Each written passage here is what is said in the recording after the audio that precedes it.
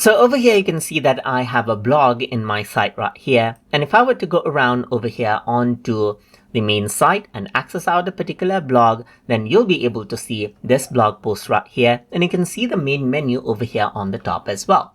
But you can actually go ahead and change that. And for blog posts, if you were to open it, you can simply make it so that the return to the site button is only visible, not the other menus right here of your site.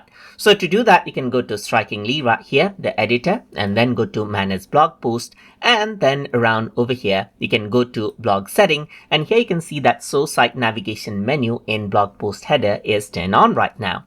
You can go ahead and change to Standalone Post Layout, and then hit the Save button, and once you do that and refresh, what happens is that you will just see return to the site now, not the header anymore.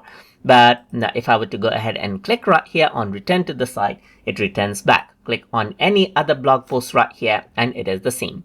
But if you want it back on the blog setting again, you can simply go around over here and click on save right here, update it out. And as you do that and refresh, you will be able to see the menu bar once more. So that is simply how you can go ahead and work around with the blog post header setting inside of Strikingly.